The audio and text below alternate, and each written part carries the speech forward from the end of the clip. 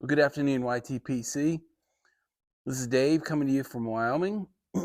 Let's see, it's about 3 o'clock here on Thursday afternoon, the 25th. And I had another really good day so far. Every now and then I'll tell you I feel good, I feel relaxed, and that is what I feel today. Maybe because I dumped all my burdens on you last night in my video.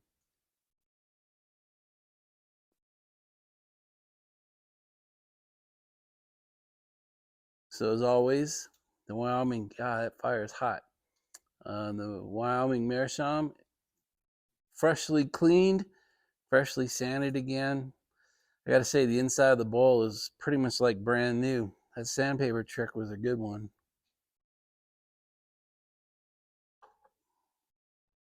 So what's in it? Went back to one of my old favorites, Mississippi Mud. So Mississippi Mud and Early Morning Pipe were really from the beginning of my pipe journey last January, February till now has really been two of my favorites. I'd have to say they're both top five. I've been messing around with a whole bunch of other blends the last couple of months. One, because I was doing those Christmas blends, and then I wanted to expand it and start taking some of the recommendations that you guys are giving me. So, like the Old Dark Fires and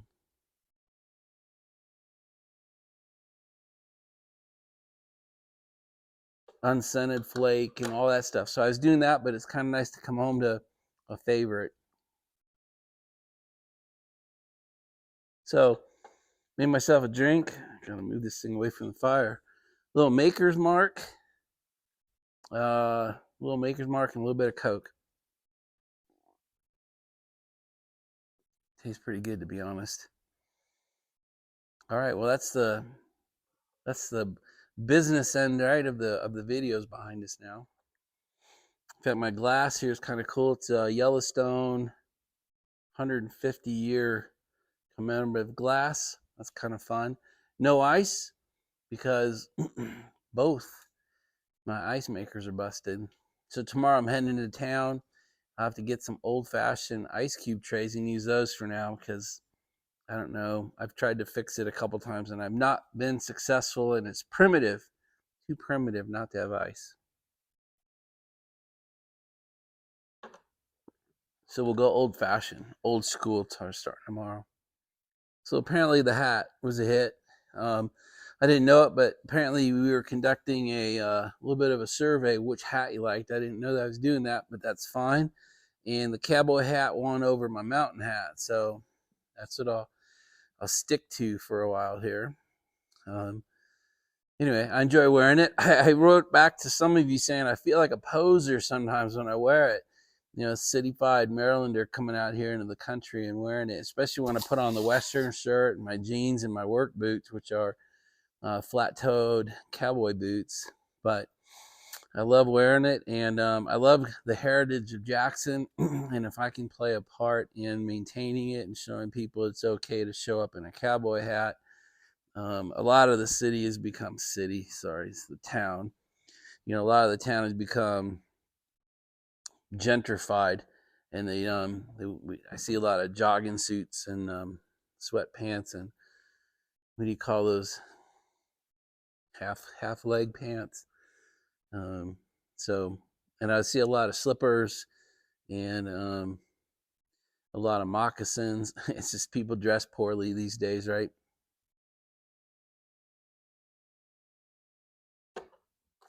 All right, I put on my cowboy glasses so I can read my cowboy notes. Hey guys, so a lot of you, I think, were concerned coming out of the video last night. The fact that it uploaded and it's still up shows you how few people are subscribed to me. I think if we had more people, they wouldn't have allowed it.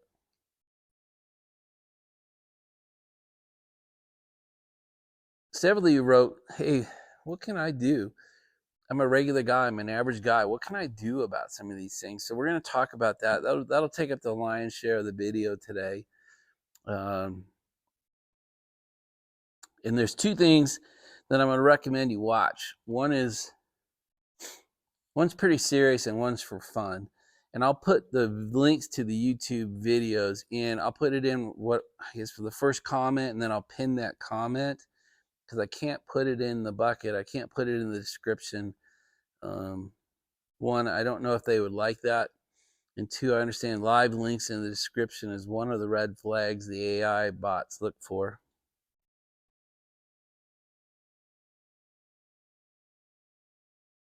So the first one I'm going to talk about is pretty serious.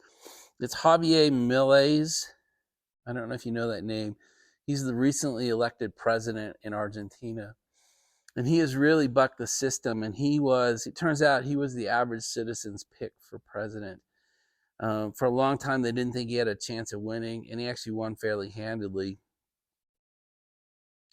He's really trying to bring Argentina back to the people. And for some reason, the World Economic Forum, the WEF, asked him to come speak at their Davos meeting last week. And he took the opportunity, which was pretty ballsy because what he had to say was absolutely despised by absolutely everybody in the audience. And he stood up there and delivered this pretty good speech. So it's translated well in the video I'll put in. It's 23 minutes long, so it's not a big commitment. And I really suggest you watch it and really listen. Like don't have it on in the background. Don't have it on if your kids or your wife are kind of, talking to you. You need 23 minutes. And in the middle it gets a little boring, but don't fast forward through it. Don't get bored and quit. Particularly if you're going to do it anyway, right? Doesn't matter what I say. If you're going to fast forward it, listen to the last 5 minutes. But I'm telling you, you really need to hear what this guy says. It will give you hope that a modern country in recent times has elected a man like this to be their president.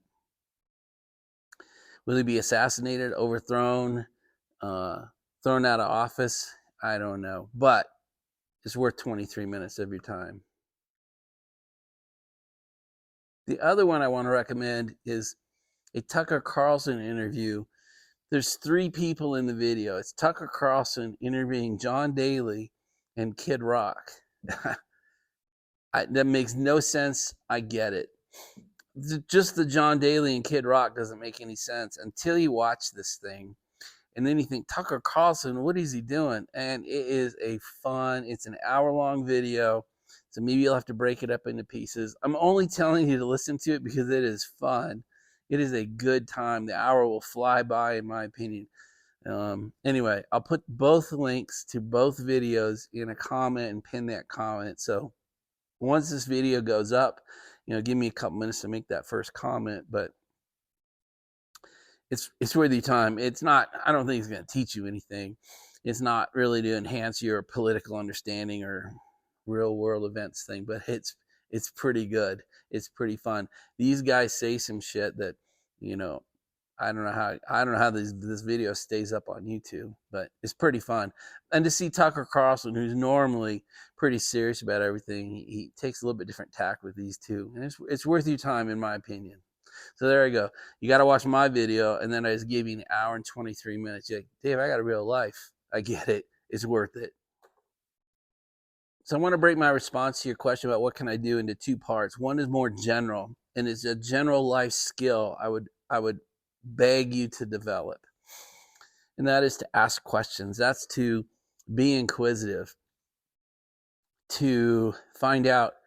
Usually when we go into something, whether it's a new relationship or a new business or a new client or a new job or whatever, right? Use it. What sort of things approach you in your life? We always look at all the things that can go right.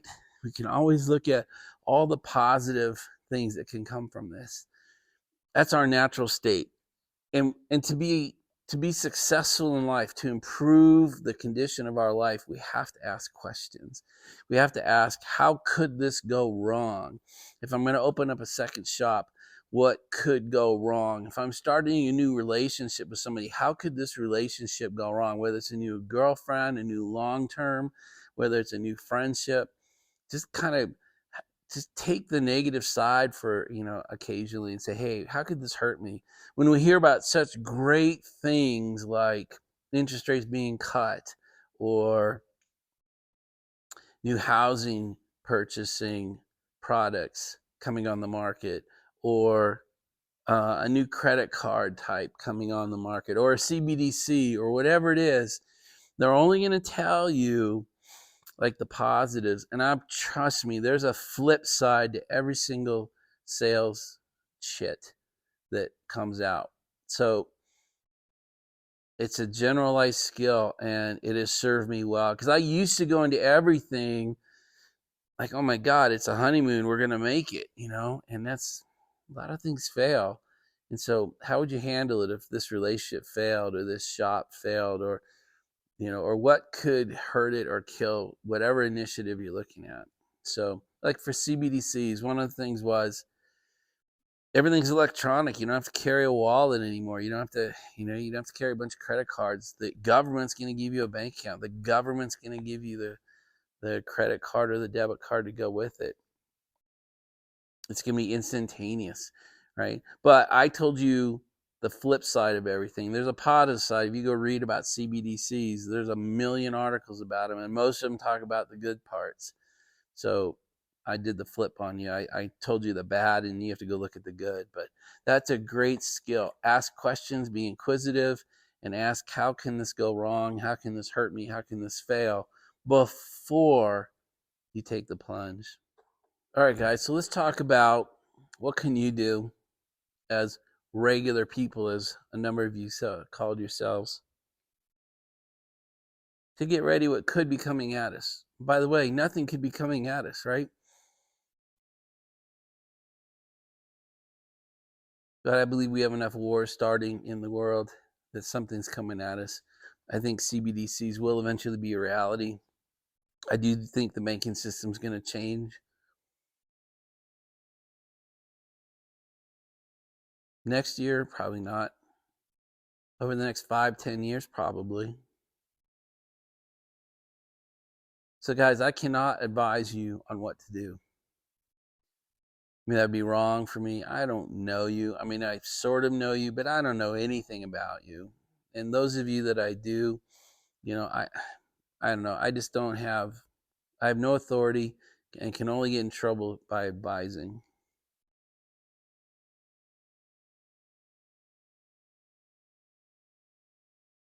So I want to tell you kind of what I've done and how that might translate to you, right? So these are things, I think every single thing on here is something I've done. And so I don't know if you're going to get out a pen and pencil and something to write on. I don't know if you're going to watch this part of the video a couple times. I don't know. We can talk more about it, by the way. You can text me, you can email me, we can talk on the phone. You can ask questions or do VRs, and I'll respond to you. I like doing it this way because if you have a question, 10 other people have that question. I mean, the number of people that have asked me, what can I do? It seems so insurmountable. It wasn't just one or two of you, it was a bunch of you. And so doing it in this fashion, allows us all to hear each other's questions and hear ideas.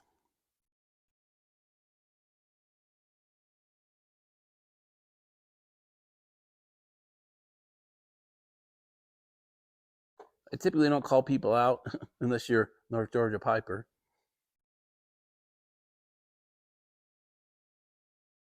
So if you ask me a question, I'll probably answer it here, but I won't say who asked the question. So one of the first things I did was I put cash at home.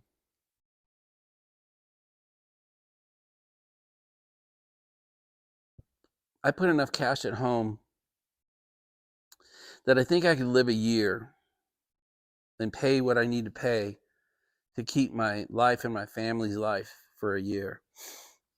Is that the right number for you? Who the hell knows? But someday you might wake up and go, hey, the banking system, something's wrong, and all the ATMs have been turned off while they figure out what to do about it. Or they've stopped stocking ATMs. Or there's a sign taped to your branch that says, hey, close for a week, we'll be back open on next Monday. So that's something I've done and I think is smart, and it's something you can do slowly. You don't have to do it tomorrow morning. Maybe it's every time you get paid, you bring a certain dollar amount and put it in the jar or put it where it is. But it's got to be safe, right? Once you've accumulated a month or two of expenses in cash in your home, you've got to protect it against fire and theft. Okay. So there's a number of ways to do that. If you need help with that, let me know, but it's pretty simple. So that's the first one. Get some cash, get it home, because if everything goes crazy, you can still buy gas, you can still buy groceries, you can still buy something to eat, something to drink. The basic consumption things we do that keep our daily lives rolling. You're not going to roll out 50s to pay your mortgage. I know that, but can you get enough cash so you can live for a couple months, pulling the money out of your mattress so that you can accomplish daily life if something were to go wrong? So that's number one. The other things I recommend that I've done is pay off your debts. And that includes your mortgage, but that's a hugely stupid thing to say. But pay off your debts. If you got credit card debt, get rid of it. If you have these small loans out there somewhere, get rid of them. Debt is a slave maker, okay?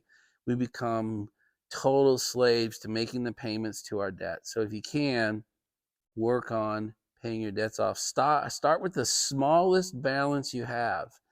If you got a $200 balance, pay it off, and then that payment should go to the next one, right? Dave Ramsey actually teaches this. I think he calls it the debt ladder or something, but you never take the money from a paid off debt and bring it into the house. You pay it on to the next one. Then you pay it on. When you pay off the second one, those two payments go to the third, right? I don't know how many you have. Some of you guys might only have a mortgage. Some of you might have car payments. Some of you might have credit card debt, but put it on a list and start working through it and try to get paid off. All this stuff it took me 4 or 5 years to get where I am prep wise. So this is not something I'm recommending you do by summertime or even by the end of this year. It might take 3 or 4 years to get it done, but kind of like planting a tree.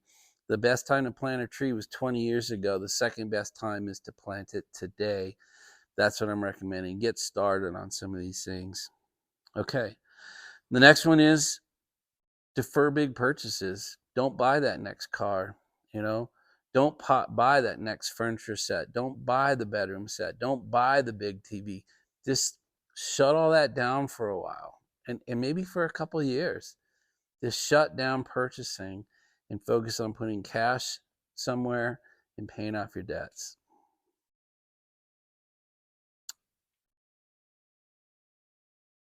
So the other one is to buy and hold something real.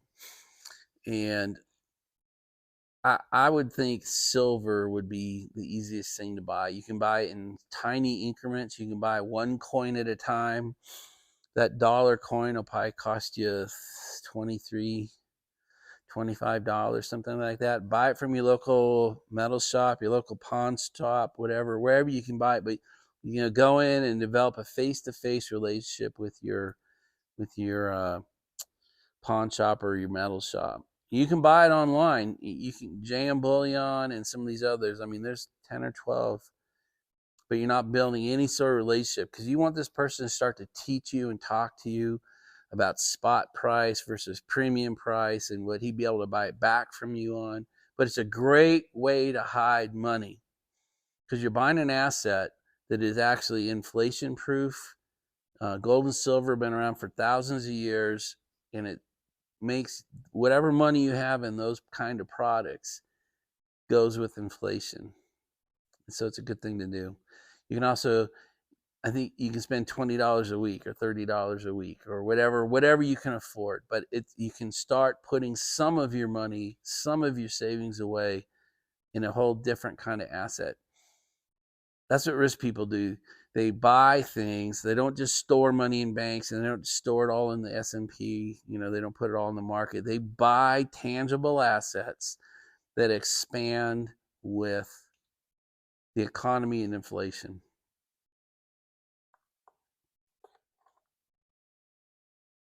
The other thing I want to say that bridges over all this is no big changes, right? You're not trying to be perfect. You're not trying to get all this shit done in a few weeks. No wholesale changes on any of these things I'm talking about. Don't shit can the rest of your day, plan things out and start punching holes in your life tomorrow. Just take it slow Take it steady. Know what you're doing. Just don't jump out and get all. Don't change too many things strategically at the same time. Take this one bite at a time. So another one is to spread your savings risks, or don't use one bank. How about that? Don't use one bank. If you have a savings account and a checking account and it's at one bank, your wife, your kids, or whoever's in your sphere should be at different banks. Okay, and yeah, I hear. So let's talk about the FDIC. They insure each account, multiple accounts, each account at each bank up to 250K. Right, that's the official law. And the rules of the FDIC say it's not by institution, it's by account. So you could have 10 accounts as long as they're under $250,000 each. You could have them all at one bank, and the FDIC would insure it.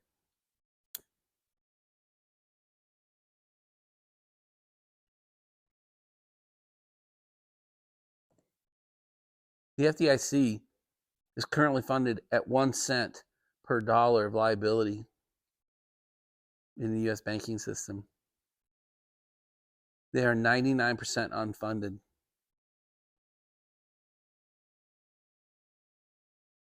So if the bank you're at has problems and falters and decides it's going to default, and the FDIC is going to come in and take them over, and you then have to file for FDIC insurance coverage, that could take years. FDIC claims can take 2 or 3 years. All right.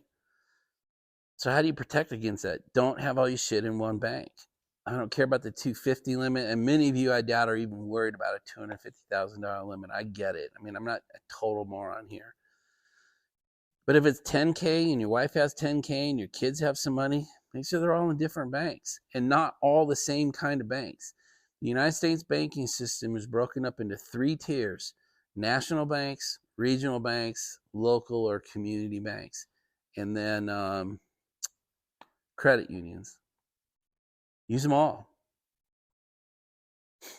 Now, if the banking system goes completely to hell, okay, there are certain banks that are going to be declared too big to fail. We saw that in 08, and we'll see that again if we get into bad problems. So I wrote them down for you: Chase, Wells, Bank of America, Citibank, and US Bank. Those are the big 5.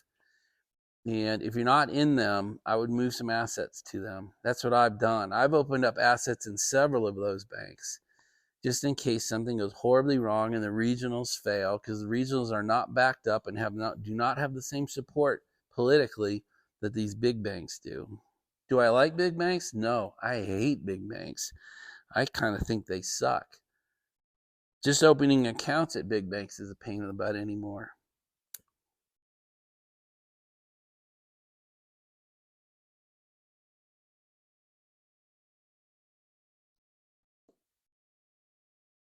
The bank I use has been sold so many times. I'm now at a regional bank. I'm at Truist, and they're not overly highly rated stability wise. They're not terrible, but not great.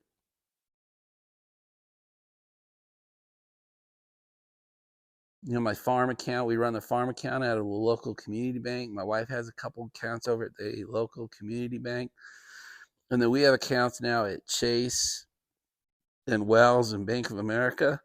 We've spread it out. The only thing I haven't done is I haven't done a credit union yet. I don't know if they're any safer or not safe as anything else, but if you want to do something that takes some risk off the table that costs you no money, spread what you have across names of banks and types of banks. And I personally use a heavier allocation to the national banks, just because I don't want to get into your regional bank doesn't have the political support. So therefore, the FDIC is going to come in and you got to use the FDIC process. And they're going to have to go get money. And if a couple fail, I mean, the chance of them getting funded is pretty slim. So again, it'll go out years. And can you imagine your bank account got locked up and transferred to the FDIC and you go through a couple-year process to get that out? That's bankruptcy just waiting to happen. So spread it out. One way to increase the money your money's making for you, because that's what you really want. You want your money working for you. You want money making money. We want to get away from where the only way you make money is through your salary, through your time. And one of the lowest risk ways to do that is to go to a CD, a certificate of deposit at some of these banks. Not one, right, across the banks, but go with like a 6-month or 9-month or 12-month CD. We've done that.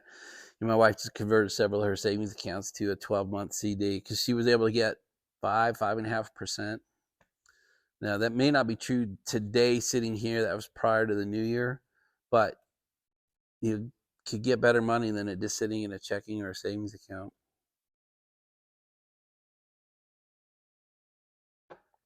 I would not lock up money longer than that because we are what's called an inverted yield curve, which means the longer you buy, the less interest they seem to offer, which is wrong. It's supposed to be the other way around.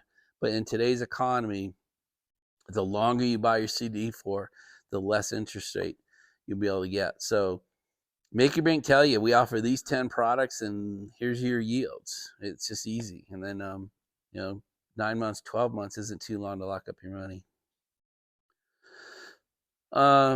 If you are going to purchase something big like a home, my God, do not get sucked into ARMs, the adjustable rate mortgage, or teaser rates. Those are two phrases you have to listen for because it will sound so amazing.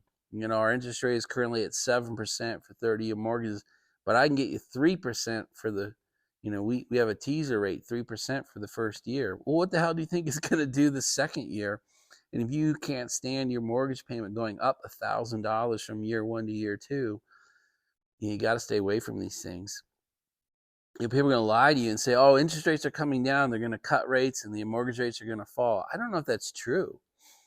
I don't think anybody knows if that's true. In fact, the Fed has announced that they had thought they were going to reduce interest rates in their March meeting. And now that's gone from like a 90% certainty to like a 60% certainty.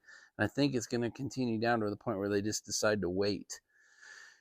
So be careful of those products. ARMs, teaser rates. Try to stay away from them. They will burn you a year or two from now. And then they'll burn you every year after that. Like ARMs, they can adjust every year after, sometimes they talk about a 1-year ARM or a 3-year ARM or a 5-year ARM. And then they burn you after that. So just be very, very careful of those kind of false products. I have one more. That's start your side hustle.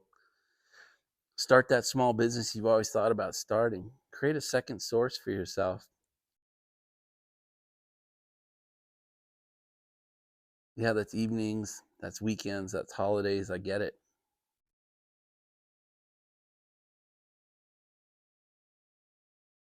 But now's a good time to start that.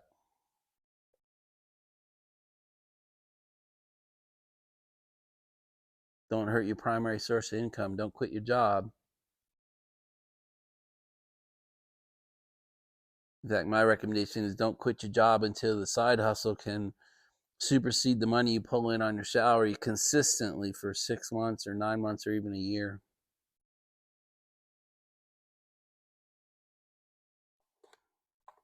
All right, so the last class of things I'll talk about are some prepper items.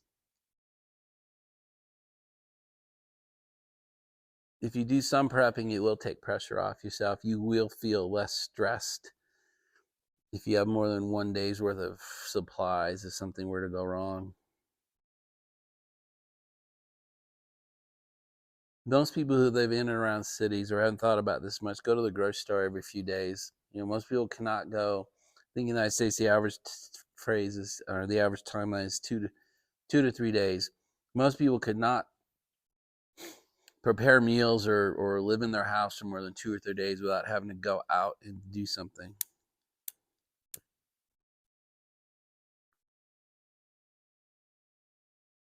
If you're in that boat, my thoughts are just push that horizon out. Push it out to where you could sit in your house if something went wrong and you could survive in your home for 7 days without having to go to the grocery store, and then 14, and then a month, right? Slowly build up some reserves. The second thing I'd recommend is get some sort of generator. You can go with solar if you want, but there are some real limitations. Essentially, buying a big battery, you need a solar panel to recharge it if something does go wrong with your power. Gas generators have similar problems. You got to have gas, right? So if the power does go down, you're not going to go to the local gas station and buy more gas, and now you got to store gas back. And some of you don't live in places where that's smart. But the general comment is, if you don't have any way to generate power should the power go down, I would add that to you. Do you have any food set back? Even long term, those pails, those buckets, they don't cost that much, and you don't need to set that many back. But can you get yourself eventually, by the end of the year, can you have a month's worth of food for you and your family sitting in a second room in the buckets? And the last one, if you're a weapons person, do you have enough freedom seeds? And the guy, most of you that joke with me about weapons and freedom seeds do. You joked about going to the grocery store and stocking up. But if you haven't thought about that, if you're a weapons person and you want some sort of self-defense, out there, if we have a bad situation occur, and I recommend that. That's what I've done at both my homes here in Maryland. I mean, my God, my Freedom Fridays, you see what I've done. But usually people with weapons tend to forget that if you go to the range and you practice, you burn up, 100, a couple hundred rounds of ammo, and you don't have enough back. So just that's one more thing to think about. Again, slowly, right? No major changes. Don't try to buy 5,000 rounds per weapon tomorrow. That's not what I'm suggesting at all. But, it's just something to look in your storage room and say, do I have enough freedom seeds if something were to go down? And if not, put it on the list and start working towards it. That's my advice for all of these things. Put it on a list, start working towards it. That's the only way, guys, big picture, that I know that we who don't have billions of dollars can prepare ourselves for, what could be some tough situations coming. Keeping in mind, we may muddle through it for the next several years or decade with nothing going wrong. So you don't want to, raise some huge alarm and get everyone all upset and then just look like a fool and everyone starts to pick on you or stop listening to you because you were just dead wrong. Gosh, I hope this helps. All right, guys. Well, I've disassembled all the pieces and we're at 32 minutes already. Man, these are hardcore videos, and I know sometimes they scare you. Hopefully this one helps you rather than scares you. I don't have too much to send you into your happy place. My boy sent me a video of Ranger playing with a new ball, so I'm gonna pin that here at the end of this video, so I can at least give you some sort of way to get you back to happy. This is dead serious. This is how people have any sort of sense of what's coming at us, tend to take care of it, get ready for it. I don't think you can be totally prepared. I don't think you can be ready for anything. And if our society does start to break down, some of these preps will get you some of the way, but not all the way. But gosh, something's better than nothing, you guys. We'll talk about a couple things in the future, but there are two subjects. If you feel like you want to go do some research, look up what's going on in Texas right now. Eagle Park. There's a good chance we're going to have federal agents facing off against National Guard. It's pretty much illegal to deploy the U.S. Armed Forces onto the soil of the United States. It's the Posse Comitatus Act is what keeps that from happening. But they could deploy DEA, ATF, FBI, and a bunch of other agencies who have very similar capabilities against what Texas is trying to do. I'll be honest, I stand with Texas. I think what they're trying to do, declaring that it is in fact an invasion down there and it is in fact putting their state at risk, and that they will do whatever they need to do regardless of Supreme Court decisions or federal government decisions. So that's something to watch. I don't know where it's going, and I doubt it'll end up in a civil war down there, but it could. The other thing I'd like you to, if you want to Google, we'll talk about it in a future video, is bank bail-in laws. So I'll talk about it right here. And it's not going to be good. So if you already feel like shit and you don't want to feel worse, fast forward to Ranger. Guys, the United States has passed bank bail-in law. It is now legal for a bank. Just so you know, when you put money into a bank, it is no longer your money. It's officially, legally, you have loaned the money to the bank. It can do whatever it wants with that. And we now have a zero reserve banking system. So they can loan out every dollar they bring in. In fact, I believe it's a 10 factor that's legal. Every dollar you give them in your checking account or your savings account, they can loan out 10 with no reserves, zero. And so what that means is if something goes wrong at that bank, they can legally say your bank account is now zero, and we took whatever money you had and we're going to issue you stock in the bank. And so now you are now an owner. As insane as that sounds, they actually ran a test of this system in Cyprus in 2016. And the banks closed for, I think it might have been 3 days, but it could have been 10. I can't remember which. And the bank accounts reopened at 50%. At first, it was going to be less than that. So, and they took the results of that test and rewrote U.S. banking law.